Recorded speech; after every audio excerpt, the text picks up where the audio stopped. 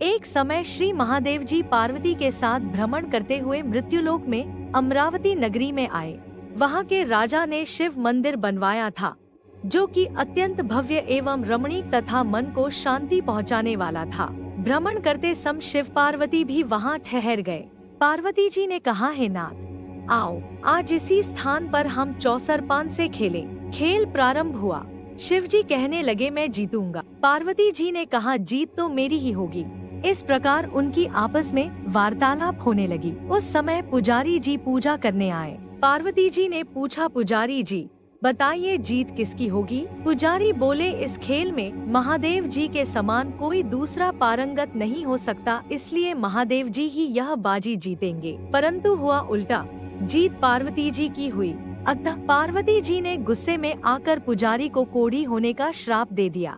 अब तो पुजारी जी को कोढ़ लग गया। शिव पार्वती जी दोनों वापस अपने धाम को चले गए।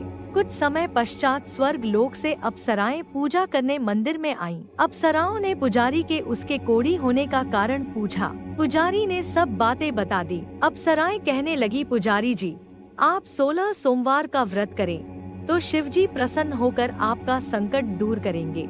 पुजारी जी ने अप्सराओं से व्रत की विधि पूछी। अप्सराओं ने व्रत करने और व्रत के उद्यापन करने की संपूर्ण विधि पुजारी को बता दी। पुजारी ने विधि पूर्वक श्रद्धा भाव से व्रत प्रारंभ किया और अंत में व्रत का उद्यापन भी किया। व्रत के प्रभाव से पुजारी जी रोग मुक्त हो गए। कुछ दिनों बाद शंकर पार्वती पुनः उस मंदिर में आए तो पुजारी जी को रोग मुक्त देखकर पार्वती जी ने पूछा, मेरे दिए हुए श्राप से मुक्ति पाने का तुमने कौन सा उपाय किया? पुजारी जी ने कहा, हे माता, अप्सराओं द्वारा बताए गए 16 सोमवार के व्रत करने से मेरा यह कष्ट दूर हुआ है। पार्वती जी ने भी 16 सोमवार का व्रत किया, जिससे उनसे रूठे हुए कार्तिकेय जी भी अपनी माता से प्रसन्न होकर आज्ञाकारी हुए। कार्तिकेय जी ने पूछा, हे माता, क्या कारण है कि मेरा मन सदा आपके चरणों में लगा रहता है? पार्वती जी ने कार्तिकेय को 16 सोमवार के व्रत का महात्म्य तथा विधि बताई। तब कार्तिकेय जी ने भी इस व्रत को किया तो उनका बिछड़ा हुआ मित्र मिल गया। अब मित्र ने भी इस व्रत को अपने विवाह होने की इच्छा से किया। फलतः वह विदेश गया। वहाँ के राजा की कन्या का स्वयंवर था। राजा ने प्रण किया था कि हथिनी जिस व्यक्ति के गले में वरमाला डाल देगी, उसी के साथ राजकुमारी का विवाह करूंगा। यह ब्राह्मण मित्र भी स्वयंवर देखने की इच्छा से वहां एक ओर जाकर बैठ गया। हथिनी ने इसी ब्राह्मण मित्र को माला पहनाई तो राजा ने बड़ी धूमधाम से अपनी राजकुमारी का विवाह उसके साथ कर दिया। तत्पश्चात दोनों सुखपूर्वक रहने लगे। एक दिन राजकन्या ने पूछा, हे नाथ, आपने कौन सा पुण्य किया जिससे हथिनी ने आपके गले में वरमाला पहनाई? ब्राह्मण पति ने कहा, मैंने कार्तिकेय जी द्वारा बताए अनुसार 16 सोमवार का व्रत पूर्ण विधि विधान सहित श्रद्धा भक्ति से किया, जिसके फल के कारण मुझे तुम्हारे जैसी सौभाग्यशाली पत्नी मिली। अब तो राजकन्या ने भी सत्यपुत्र प्राप्ति के लिए व्रत किया और सर्वगुण संपन्न पुत्र प्राप्त किया। बड़े होकर पुत्र ने भी राज्य प्राप्ति की कामना से 16 सोमवार का व्रत किया। राजा के देवलोक होने पर इसी ब्राह्मण कुमार को राजगद्दी मिली। फिर भी वह इस व्रत को करता रहा। एक दिन उसने अपनी पत्नी से पूजा सामग्री शिवालय ले चलने को कहा, परंतु उसकी पत्नी ने पूजा सामग्री अपनी दासियों द्वारा भिजवा दी। जब राजा ने पूजन समाप्त किया तो आकाशवाणी हुई कि हे राजा, तुम इस पत्नी को त्याग दो, नहीं तो राजपाट से हाथ धोना पड़ेगा।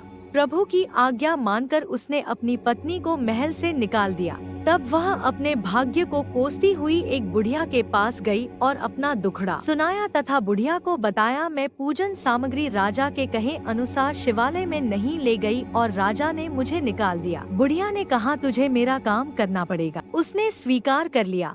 तब बुढ़िया ने सूत की गठरी उसके सिर पर रखी और बाजार भेज दिया। रास्ते में आंधी आई तो सिर पर रखी गठरी उड़ गई। बुढ़िया ने डांटकर उसे भगा दिया। अब रानी बुढ़िया के यहाँ से चलते चलते एक आश्रम में पहुँची। गुसानी जी उसे देखते ही समझ गए कि यह उच्च घराने की अबला विपत्ति की मारी है। वे उसे धैर्य बंधाते हुए बोले, बेटी तू मेरे आश्रम में रह, किसी प्रकार की चिंता मत कर। रानी आश्रम में रहने लगी, परंतु जिस वस्तु को वह हाथ लगाती वह वस्तु खराब हो जाती।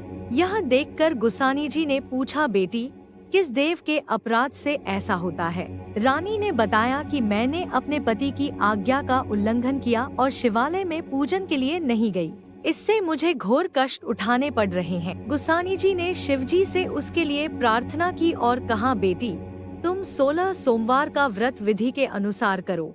तब रानी ने विधिपूर्वक व्रत पूर्ण किया। व्रत के प्रभाव से राजा को रानी की याद आई और दूतों को उसकी खोज में भेजा। आश्रम में रानी को देख दूतों ने राजा को बताया। तब राजा ने वहां जाकर गोसानी जी से कहा, महाराज यह मेरी पत्नी है, मैंने इसका परित्याग कर दिया था, कृपया इसे मेरे साथ जाने की आज्ञा दें। शिवजी की कृपा से इस प्रकार दोनों पति पत्नी 16 सोमवार का व्रत करते हुए वे आनंद से रहने लगे और अंत में शिवलोक को प्राप्त हुए।